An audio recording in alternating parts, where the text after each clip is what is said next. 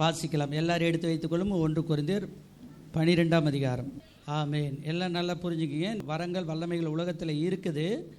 வசனம் என்ன சொல்லுதுன்னா, ஆவியானவர் ஒருவரே, ஒரே ஆவியானவர் தான். ஆனால் பல விதமான கிரியைகளை என்ன செய்கிறார். கர்த்தருக்கு ஸ்தோத்திரம். வாசிக்கலாம். கர்த்தர் ஒருவரே, கிரியிலே வித்தியாசங்கள் உண்டு, எல்லாருக்குள்ளும் எல்லாவற்றையும் தேவன் ஒருவரே. நல்லா பிடிச்சிங்க. ஆவியினுடைய அனுக்கிரகம் அவனுடைய புரோஜனத்திற்கென்று அளிக்கப்பட்டிருக்கு. உங்களுக்கு புரோஜனம் வேணும்னா நீங்கள் அந்நிய பாஷை ஆண்டவர்கிட்ட கேட்கணும். ஆமென். அல்லேலூயா. ரட்சிக்கப்படும் போது நம்ம எப்படி விசுவாசித்து பெற்றுக்கொள்கிறோமோ அதே போல தான் வரங்களையும் வல்லமைகளையும் விசுவாசித்து பெற்றுக்கொள்ளணும். நாம் ஜெபிக்கும் பொழுது அற்புதம் நடக்கும், நாம் ஜெபிக்கும் பொழுது அதிசயம் நடக்கும். அப்படி என்று சொல்லி நாம் விசுவாசிக்கணும். நாம் விசுவாசித்தால் அந்த மகிமை நம்ம மேலே வந்து இறங்கும். ஆமென். அல்லேலூயா.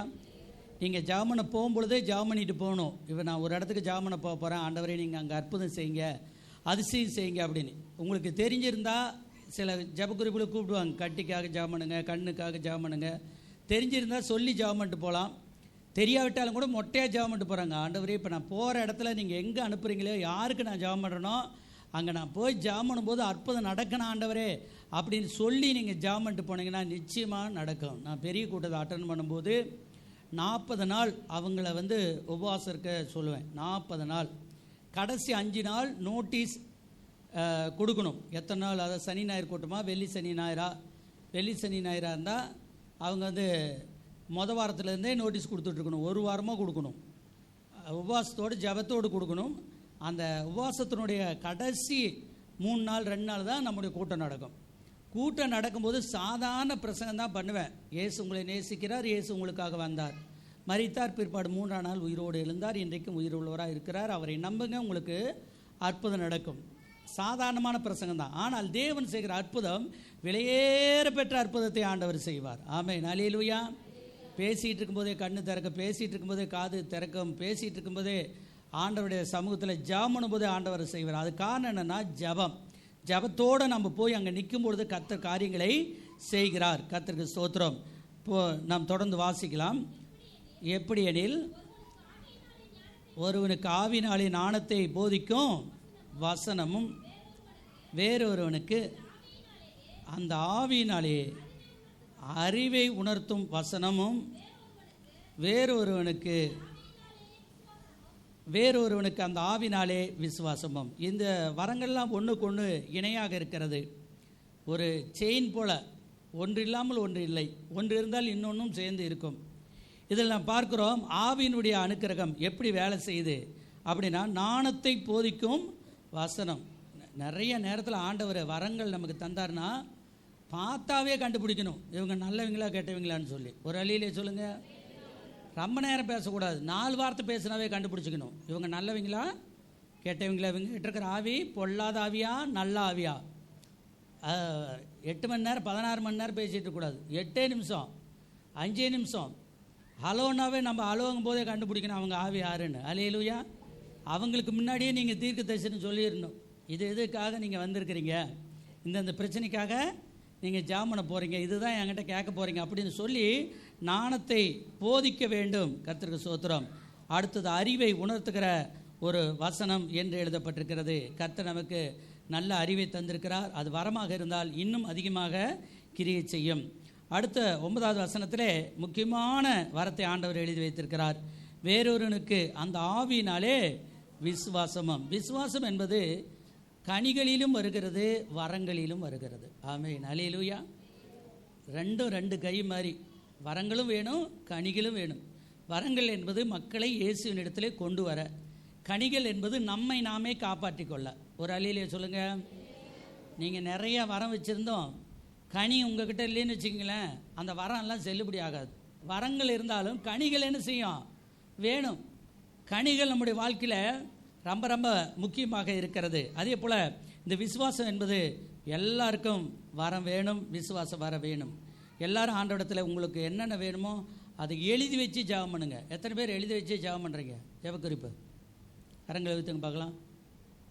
பாதி பேர் தான் கரங்களை உயர்த்துங்க, பரவாயில்ல. சரிண்ணா சொல்லி சொல்லி ஜெபம் பண்ணுறாங்க. டெய்லி விசுவாசமாக சொல்லி சொல்லி ஜெபம் பண்ணுறேன். அவங்க கரங்களை ஊற்றுங்க பார்க்கலாம். சொல்லி சொல்லி சொல்லி சொல்லி ஜெபம் பண்ணுங்க. உங்களுக்கு நல்லது. கர்த்தர் உங்களை ஆசீர்வதிப்பார். அல்லேலூயா. நான் 30 ஆண்டுகளுக்கு முன்னாடி ஒரு கோழி முட்டை போட்டேன் வெள்ளை பேப்பரில், நோட்டில். அந்த முட்டையில் வந்து நான் இருந்த ஊர் பேர் எழுதி வச்சுருந்தேன். அடுத்த ஒரு பெரிய ரவுண்டு போட்டு அந்த தாலுக்கா, அடுத்த ரவுண்டு போட்டு முசிறி டிஸ்ட்ரிக் தாலுக்கா அப்படின்னு சொல்லி, அப்புறம் திருச்சி, அப்புறம் தமிழ்நாடு, அப்புறம் இந்தியா, அப்புறம் இலங்கை, அப்புறம் சிங்கப்பூர், அப்புறம் மலேசியா, அப்புறம் இன்டர்நேஷ்னல் முழுசும் அப்படின்னு சொல்லி எழுதி வச்சுருந்தேன். ஒரு அழியிலே சொல்லுங்கள். அதில் எப்படி எழுதணுன்னோ 10 வருஷம் கழித்து அப்படியே நடந்துச்சு. ஒரு அழியிலே சொல்லுங்கள். ஃபஸ்ட்டு அங்குள்ள ஏரியாக்கெல்லாம் பழக்கப்பட்டேன். அப்புறம் தமிழ்நாடு முழுசும் பழக்கப்பட்டேன். அப்புறம் இந்தியா முழுசும் பழக்கப்பட்டேன். ஆண்டவர் கொண்டு சென்றார். அப்புறம் இலங்கை வந்து ஏன் எழுதினேன் அப்படின்னா, அங்கே இலங்கைக்கு வந்து எனக்கு தெரிஞ்ச ஒருத்தர் அடிக்கடி போயிட்டு வருவார். பக்கம்னு சொன்னாங்க. அதனால் அது இலங்கை ஃபஸ்ட்டு எழுதி வச்சுருந்தேன்.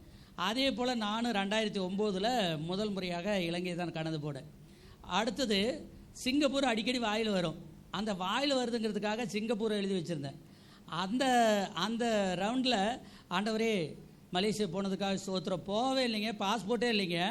ஆனால் ஜெபம் பண்ணுறேன். ஆண்டவரே இந்த கொளக்குடி ஆசிரியர், முசிறி ஆசிரியர், திருச்சி ஆசிரியர், தமிழ்நாடு ஆசிரியர், இந்தியா ஆசிரியர், இலங்கை ஆசிரியர், மலேசியா சிங்கப்பூர் ஆசிரியர், மலேசியா ஆசிரியர், அப்புறம் அமெரிக்க ஐக்கிய தேசத்தை ஆசிரியர், உலகம் முழுசும் ஆசீர்வாதம். அடுத்த ரவுண்டு எனக்கு பேர் சொல்ல தெரியல, அதனால் உலகம் முழுசும் நான் என்ன செய்யுங்க கொண்டு போங்கன்னு எழுதினேன்.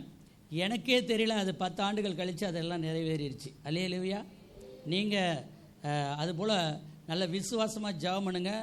ஜெர்மன் கூப்பிட்றாங்க, சவுத் ஆப்பிரிக்கா கூப்பிட்றாங்க, மலேசியா கூப்பிட்றாங்க, சிங்கப்பூர் மற்றும் இலங்கை தேசத்தை கூப்பிட்றாங்க. கர்த்தர் நம்மை ஆசீர்வதிக்கணும். நல்லபடியாக தென்கொரியா கூப்பிட்றாங்க.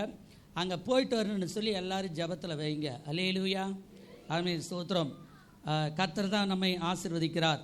அடுத்தபடியாக விசுவாசம். விசுவாசத்துக்கு அடுத்தபடியாக என்ன சொல்கிறாரு? வேறொருவனுக்கு பரிசுத்த ஆவினாலே, அந்த ஆவின்னா பரிசுத்த ஆவி நினச்சிக்கோங்க, ஆவினாலே குணமாக்கும் வரங்கள். வரங்கள் இருந்தால் நம்ம ஜெபம் பண்ணால் குணமாகும். அதுதான் வரம். ஒரு அல்லேலூயா சொல்லுங்கள். வரங்கள் இருந்தால் என்ன செய்யும்? நம்ம ஜெபம் பண்ணுனா குணமாகும். வரம் இல்லாட்டி நம்ம ஜெபம் பண்ணால் குணமாகும், கொஞ்சம் லேட்டாக குணமாகும். கொஞ்சம் இன்றைக்கி ஜெபம் பண்ணால் 6 மாதம் கழித்து கேட்பார், 1 வருஷம் கழித்து கேட்பார். ஆனால் வரம் இருந்தேன்னு வச்சுங்க, கையை தலையில் கை வச்சுட்டு கையை எடுக்காங்காட்டி காய்ச்சல்லாம் குறைஞ்சாகணும். ஒரு அல்லேலூயா சொல்லுங்கள்.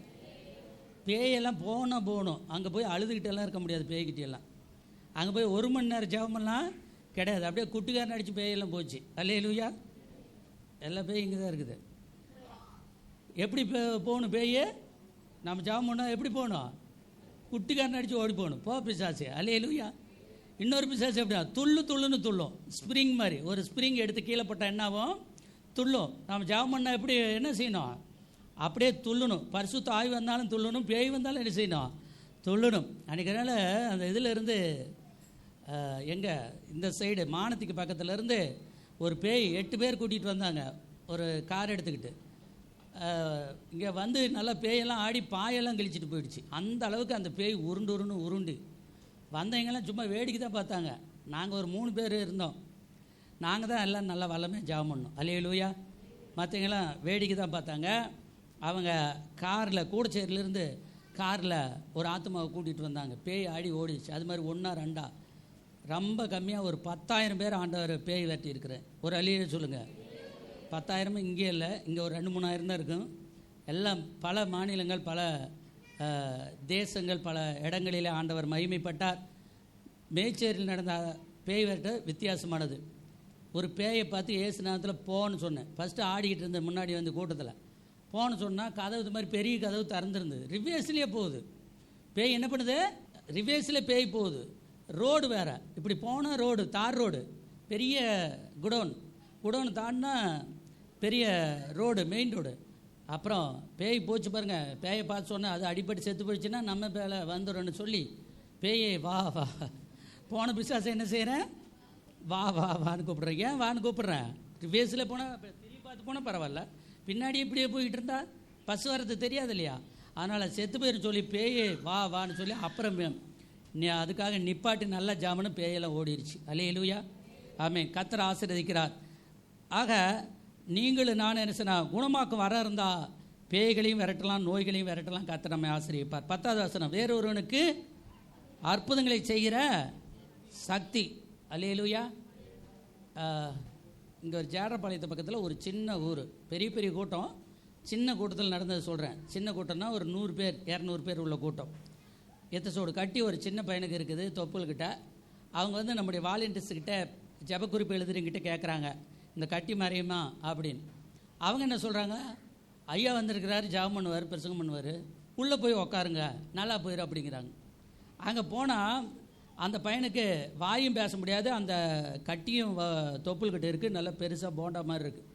அந்த பையனுக்காக ஜப நேரத்தில் ஜபம் பண்ண பாருங்க, வாயும் திறந்துருச்சு, கட்டியும் மறைஞ்சிருச்சு. ஒரு அலையிலே சொல்லுங்கள்.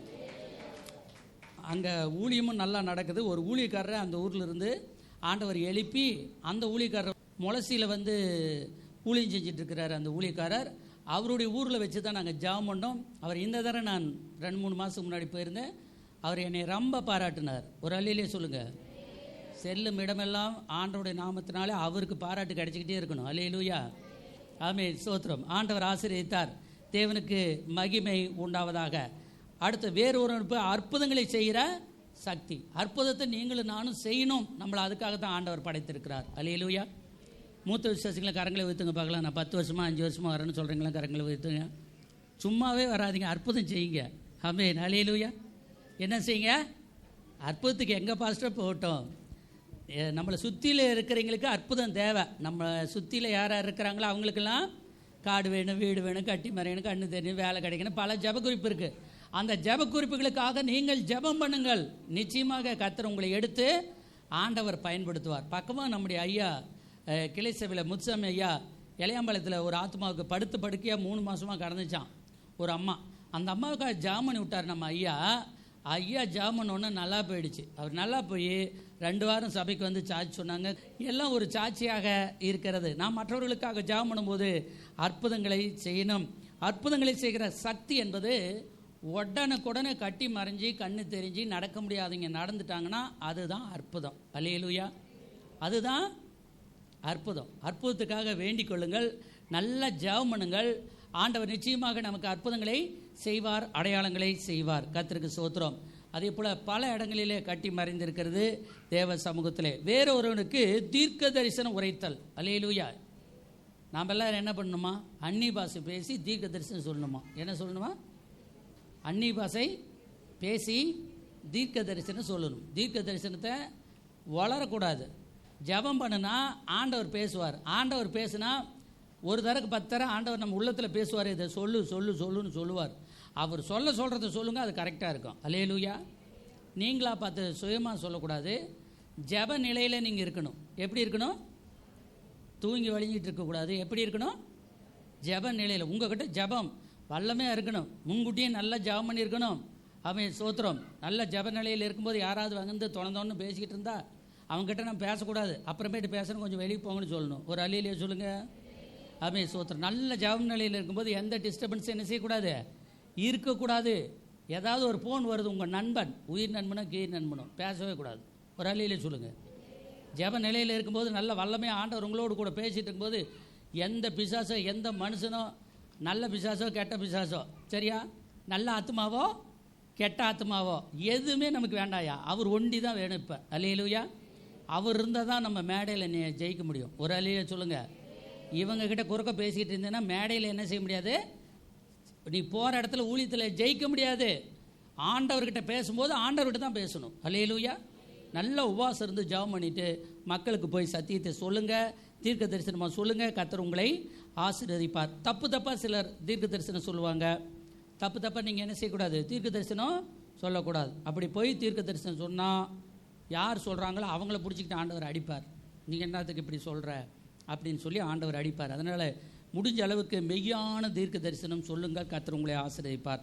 இந்த தீர்க்க தரிசனம் வந்து ரொம்ப ஃபேமஸ். அல்லேலூயா. இதை வாங்கிட்டோம்னா, இந்த வரத்தை வாங்கிட்டோம்னா நாம் யார்? ஃபேமஸ். இப்போ என்னுடைய இதில் கார்டில் நோட்டீஸில் போடுவாங்க. எப்படி போடுவாங்க? சுகமளிக்கும் மற்றும் தீர்க்க தரிசனம் வரம் பெற்றவர். 2 ஒரு பாஸ்டருங்க இதை பார்த்துட்டு சொல்கிறாங்க, நான் உங்களை பார்த்தேன் பாஸ்டர், நீங்கள் சொன்ன அந்த அட்ரஸில் உங்கள் சேனலை பார்த்தா ரொம்ப நல்லா இருக்குது பாஸ்டர், நீங்கள் அப்படி பேசியிருக்கிறீங்க இப்படி பேசுகிறீங்கன்னு சொல்லி 2 ஒருத்தர் வந்து நல்லா புகழ்ந்து பேசுகிறாங்க பாஸ்டர்ஸுங்க. ஒரு அல்லேலூயா சொல்லுங்கள். எல்லா புகழும் அருள்நாதர் இயேசுவுக்கு. அல்லேலூயா. நீங்களும் இதை பாருங்கள். கர்த்தர் உங்களை ஆசீர்வதிப்பார். சில நேரத்தில் உங்கள் சாட்சி கூட அதில் என்ன செய்யும், இடம் பெற்றிருக்கும். நீங்கள் கண்டு கழியுங்கள், கர்த்தர் உங்களை ஆசீர்வதிப்பார்.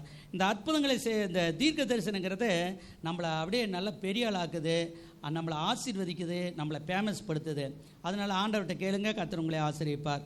வேறொருவனுக்கு ஆவிகளை பகுத்தறிதல். ஆவிகளை என்ன செய்யணுமா, பகுத்தறியணுமா. எப்படி ஆவிகளை பகுத்தறியுது? நான் முதல்ல சொன்ன மாதிரி தான், ஒருத்தர்கிட்ட பேசிகிட்டு இருக்கும்போதே அவங்க என்ன ஆவினாலே பேசுகிறார்கள். ஆண்டவராக இயேசு கிறிஸ்து அவர் சொன்னார், நான் மக்களுக்காக மரிக்கப் போகிறேன், மரித்தால் தான் நல்லது அப்படின்னு சொன்னார். பேதுரு இருந்துக்கிட்டு சொன்னார், அப்படியெல்லாம் வேண்டாம் ஆண்டவரே, அதெல்லாம் ரொம்ப கஷ்டம், சிலுவையில் அரிஞ்சு தொங்கிக்கிட்டு ரத்தம் சிந்திக்கிட்டு அந்த வேலையெல்லாம் வேண்டாம், நீங்கள் ஜாலியாக நல்லா ஊழியம் செஞ்சுட்டு போங்க அப்படின்னார்.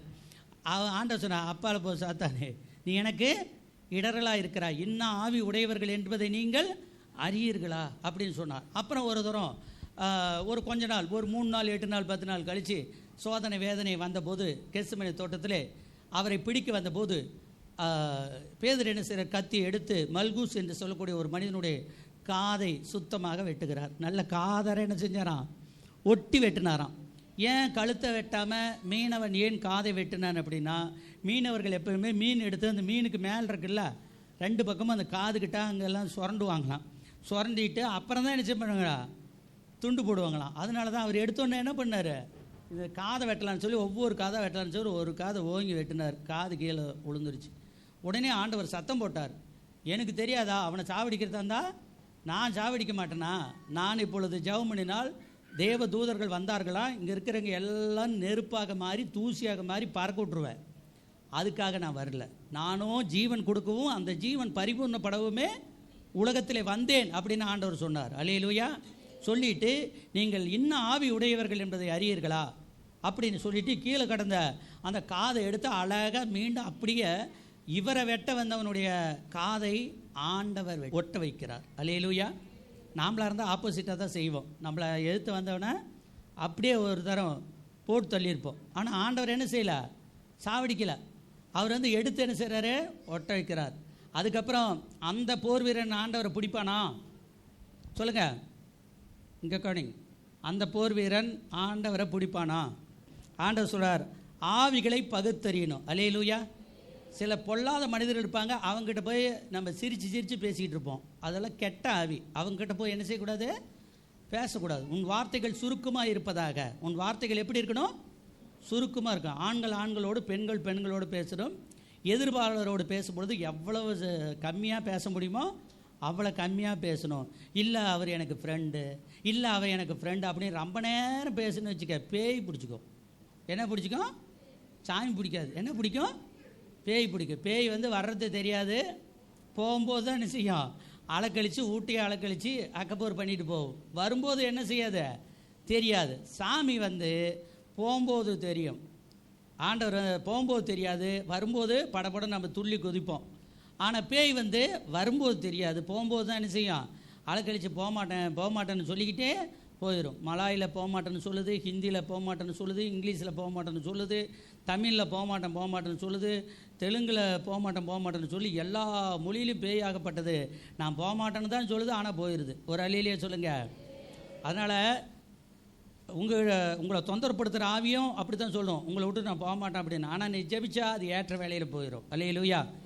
ஆவிகளை பகுத்தறிய நீங்கள் எல்லாரும் நல்ல முயற்சி எடுங்க, கர்த்தர் உங்களை ஆசீர்வதிப்பார். அடுத்தபடியாக பற்பல பாஷைகளை பேசுதல். அல்லேலூயா. ஃபஸ்ட்டு அந்நிய பாஷை பேசணும். அந்நிய பாஷை பேசினா தான் பற்பல பாஷைகளை பேச முடியும். அந்நிய பாஷை தான் ஃபஸ்ட்டு, அதுதான் ஏபிசிடி, அதுதான் 1வது, அதுதான் முதல் டிகிரி. அதை முடித்தாதான் 2வது டிகிரிக்குள்ளே என்ன செய்வாங்க, உள்ளுக்கு விடுவாங்க. முதல்ல அந்நிய பாஷை பேசணும். பரிசுத்தாவியும் அந்நிய பாஷையும் நீங்கள் என்னைக்கு ரட்சிக்கப்பட்டதோ அன்னைக்கே உங்களுக்கு வாக்குத்தத்தம் பண்ணப்பட்டதான். அல்லேலூயா. வாக்குத்தத்தம்னா என்ன, கன்ஃபார்மாக தருவேன். ஆமென். எல்லாரும் சொல்லுங்கள், கன்ஃபார்மாக. அதாவது மனுஷன் சொன்னால் பொய் சொல்லுவாங்க, ஆண்டவர் சொன்னால் பொய் சொல்லுவாரா, சொல்ல மாட்டார். அதனால் உங்களுக்குள்ளே இருக்கிற பயம்தான் அந்நிய பாஷை பேச விடாது பண்ணுது. பயத்தை எடுத்து போடுங்க. பூரண அன்பு பயத்தை புறம்பே தள்ளும். எல்லாரும் சொல்லுங்கள், பூரண அன்பு பயத்தை புறம்பே தள்ளும்.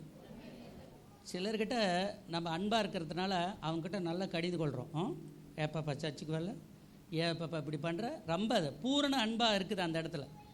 அறகுறையாவோ அல்லது டிஸ்டன்ஸ் கீப்பர் பண்ணுற மாதிரி வச்சுக்கா, அந்த கழுதை வந்தான்னா வராட்டின்னா, ஆண்டவரே எனக்கு நிறைய ஆத்மா தந்தால் அதே எனக்கு போதும், அவங்கள ஒழுங்காக மேய்ச்சி பரலோகம் போனால் கொண்டு போனால் போதும் அப்படின்னு சொல்லி நம்ம தூரமாக போயிடுவோம். அவங்கள பற்றி சிந்திக்கவே மாட்டோம். ஆனால் நேசிக்கிறதுனாலையும் அன்பாக இருக்கிறதுனாலையும் அவங்கள பிடிச்சிக்கிட்டு பேசுவோம், திட்டுவோம், எல்லாமே பண்ணுவோம். அல்லேலூயா. ஒரு ஆத்மாவை பெற்றெடுக்கும் பொழுது அதனுடைய கஷ்டம் தெரியும். ஒரு ஆத்மா வளர்க்கும் போது அதனுடைய கஷ்டம் தெரியும். அந்த ஆத்மாவுக்காக அது ஒரு செடி கொடி மாதிரி தான். தண்ணி ஊற்றி உரம் போட்டு கொத்தி நல்லா பலன் வரட்டும் அப்படின்னு நம்ம நினைப்போம். ஆனால் சில நேரத்தில் பலன் என்ன செய்யாது, வராது.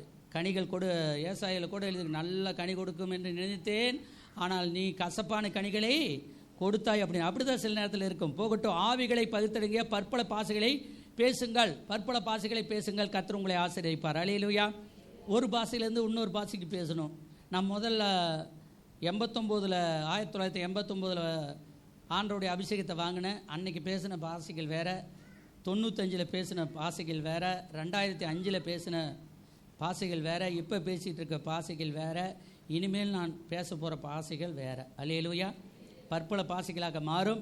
ஒரே டைமில் கூட ஆண்டவர் பற்பல பாஷைகளை பேசக்கூடிய ஒரு பாக்கியத்தை உங்களுக்கு தருவார்.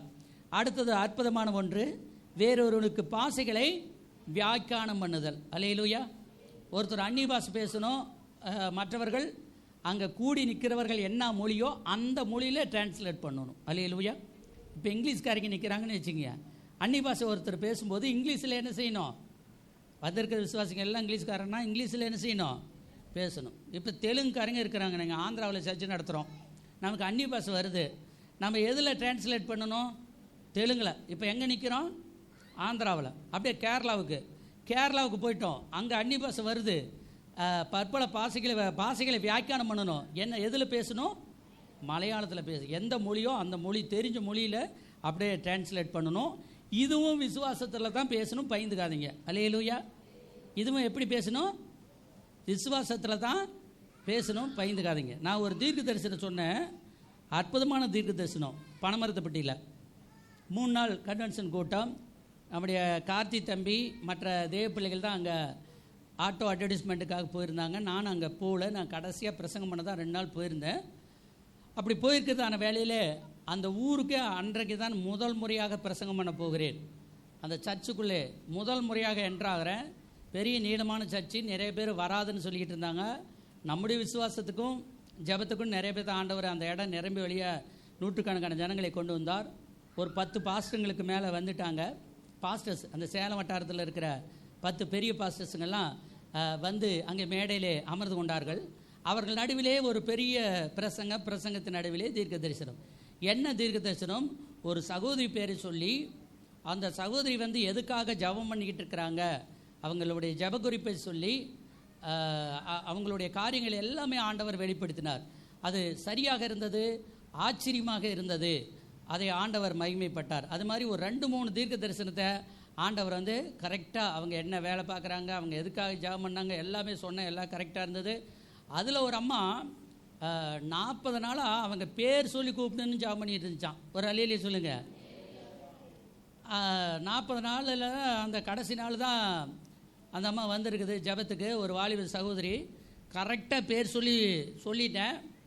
சொல்லிட்டு மேட்ருன்னு சொன்னேன். 40 நாளாக நீ வந்து பேர் சொல்லி கூப்பிடணுன்னு வேண்டிக்கிட்டு இருந்த, அதெல்லாம் பெரிய விஷயமே இல்லை, உன் பேர் எனக்கு தெரியாதா, உன்னையும் தெரியும், உன் கஷ்டத்தையும் தெரியும், எல்லாத்தையும் நான் மாற்றுவோம் அப்படின்னு சொல்லி பேர் சொல்லியாச்சு. ஒரு அல்லேலூயா சொல்லுங்கள். அன்றைக்கி தான் முதல் முறையாக பனமரத்துப்பட்டி போயிருக்கிறேன். அற்புதமாக பிரசங்கம் பண்ணி அற்புதமாக அவங்களுக்கு தீர்க்க தரிசனமாக சொல்லியாச்சு. அதுக்கப்புறம் பாருங்கள், நமக்கு நிறைய கூட்டம் புக் ஆச்சு. ஒரு அல்லேலூயா சொல்லுங்கள். நிறைய கூட்டம். வெள்ளி திருப்பூர், அது எங்கே இருக்குன்னா பவானிக்கு பக்கத்தில் இருக்குது வெள்ளி திருப்பூர். அங்கே போய் ஒரு பெரிய கூட்டத்தில் பெரிய அங்கே பிரசங்கம் பண்ணிட்டு வந்தேன். பாருங்கள் எவ்வளோ ஒரு உண்மையான சர்ச்சில். சிலர் டூப்பில் கட்டு அடிச்சு விடுவாங்க. சரியா, முந்தானத்து நான் உன்னை பார்த்தேன் கனவுல வந்தேன் அப்படின்னு. அதெல்லாம் சொல்ல மாட்டேன் நான். என் பொருள் கூட ஒன்று விட்டுட்டு வந்துட்டேன் அந்த ஊரில். அந்த அளவுக்கு தெளிவாக சொல்லுவேன். ஒரு அல்லேலூயா சொல்லுங்கள். ஆமே, ஸ்தோத்திரம். அப்போ பாருங்கள், ஆண்டவர் ஆசீர்வதித்து வழி நடத்தினார். அங்கே பெரிய பாஸ்டரெல்லாம் உட்காந்துருந்தாங்க. அம்மாவுடைய ஜார்ஜ் பாலையா உட்காந்துட்டார். நிறைய பாஸ்டருங்க இருந்தாங்க அவங்க மருமகன் சர்ச்சில். அதில் அற்புதமாக பிரசங்கம் பண்ணி நிறைய தீர்க்க தரிசனம் சொல்லி உடனுக்குடனே குணமாகி எல்லாரும் நல்லா சந்தோஷப்பட்டாங்க. அல்லேலூயா. நல்ல வரவேற்பு, நல்ல உபசரிப்பு, நல்லா வெயிட்டான காணிக்கை எல்லாம் கொடுத்து என்னை அனுப்புனாங்க. அல்லேலூயா. நம்ம என்ன செய்யணும்னா கர்த்தருடைய சமூகத்தில் உட்காந்து நல்லா ஜெபம் பண்ணிகிட்டே இருக்கணும். மேடையில் வந்து அப்படியே ஆவியில் நிறைந்து நம்ம நின்னோம்னா போதும், மீதி எல்லாம் ஆண்டவர் பார்த்துக்குவார். அல்லேலூயா. நீங்கள் அங்கே வேறு பாஷைகளை பேசிக்கிட்டு மறுபடி செபிக்காமல், பைபிள் படிக்காமல், வேதம் வாசிக்காமல், உபாசிக்காமல் மேடையில் வந்து நின்னீங்கன்னு வச்சுங்களேன், ஒன்றுமே வராது. தூக்கம் மட்டும்தான் வரும்.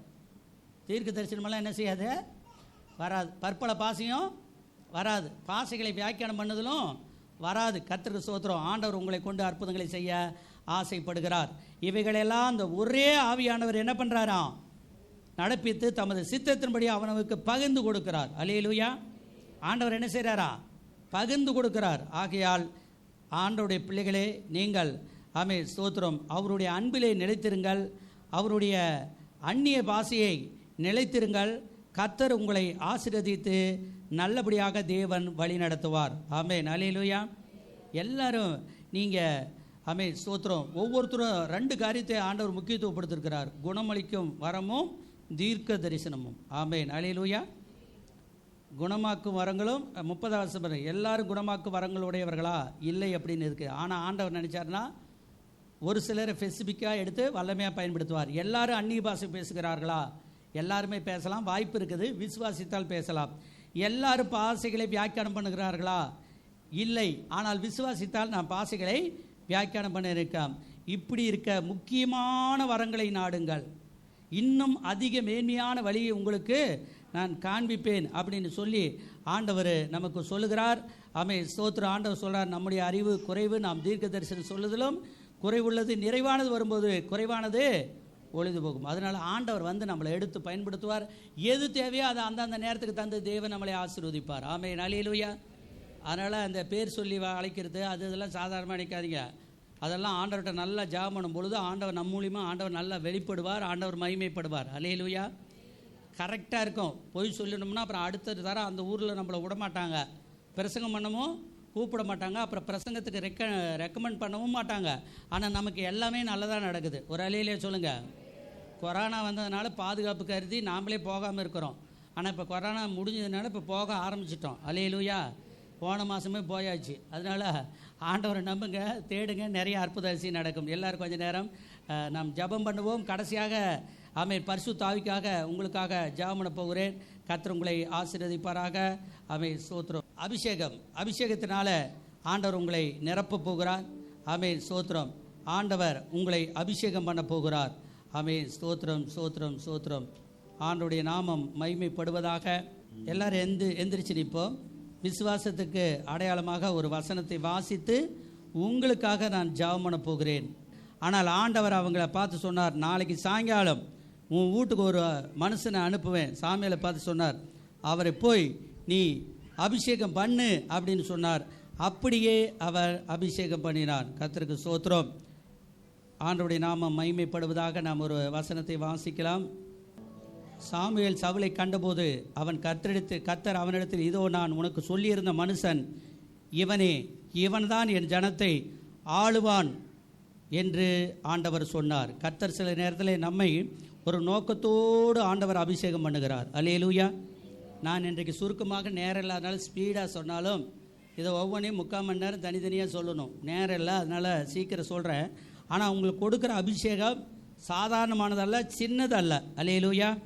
அது பெரிய அபிஷேகம், பெரிய ஆசீர்வாதத்தையும் அற்புதத்தையும் கொண்டு வரக்கூடியதாக இருக்கிறது. 1 சாமுவேல் 9ஆம் அதிகாரம் 23வது வசனம். பின்பு சாமுவேல் சமையல்காரனை பார்த்து, நான் உன் கையிலே ஒரு பங்கை கொடுத்து வைத்தேனே, அதை கொண்டு வந்து வை என்றான். அப்பொழுது சமையல்காரன் ஒரு முன்னந்தொடையும் அதனோடு இருந்ததை எடுத்து கொண்டு வந்து அதை சவுலுக்கு முன் வைத்தான். அப்பொழுது சாமுவேல், இதோ இது உனக்கென்று வைக்கப்பட்டது, இதை உனக்கு முன்பாக வைத்து சாப்பிடு. நான் ஜனங்களை விருந்துக்கு அழைத்தது முதல் இதுவரைக்கும் இது உனக்காக வைக்கப்பட்டிருந்தது என்றான். அல்லேலூயா. ஆண்டவர் சில ஸ்பெஷலான ஆசீர்வாதத்தை ஆண்டவர் நமக்கு தரார். அல்லேலூயா. சவுலுக்கு ஸ்பெஷலான சாப்பாடு கிடைச்சது, நம்ம கூட இப்போ மத்தியானம் ஸ்பெஷலான ஒரு சாப்பாடு கிடைச்சது. அதே போல் அடுத்தது அபிஷேகம் கிடைக்குது. அல்லேலூயா. அப்படியே சவுல் அன்றைய தினம் சாமுவேலோடு சாப்பிட்டான். அவர்கள் மேடையிலிருந்து பட்டணத்துக்கு இறங்கி வந்த பின்பு அவன் மேல் வீட்டிலே சவுலோடு பேசி கொண்டிருந்தான். அவர்கள் அதிகாலமே கிழக்கு வெளுக்கிற நேரத்தில் எழுந்திருந்த போது சாமுவேல் சவுலை மேல் வீட்டின் மேல் அழைத்து, அதாவது மாடிக்கு அழைக்கிறார், வீட்டின் மேல் அழைத்து, நான் உன்னை அனுப்பிவிடும்படி ஆயத்தப்படு என்றான். அவன் ஆயத்தப்பட்ட போது, சவுல் ஆயத்தப்பட்ட போது அவனும் சாமுவேலும் இருவருமாக வெளியே புறப்பட்டார்கள். அவர்கள் பட்டணத்தின் கடைசி மட்டும் இறங்கி வந்தபோது சாமுவேல் சவுலை பார்த்து, வேலைக்காரனை நமக்கு முன்னே நடந்து போக சொல் என்றான். அப்படியே அவன் நடந்து போனான். இப்பொழுது நான் தேவனுடைய வார்த்தை உனக்கு தெரிவிக்கும்படி சற்றே தரித்து நில் என்றான். அப்பொழுது சாமுவேல் தைலக்குப்பியை எடுத்து அவன் தலையின் மேல் வார்த்து அவனை முத்தம் செய்து, கர்த்தர் உன்னை தம்முடைய சுதந்திரத்தின் மேல் தலைவனாக அபிஷேகம் பண்ணினார் அல்லவா என்றார். அல்லேலூயா. அவனுக்கு ஒன்றும் தெரியாது. அவன் எனக்கு ராஜாவா நான் மாறல, எனக்கு ராஜா வேணும்னு அவன் சொல்லவே இல்லை.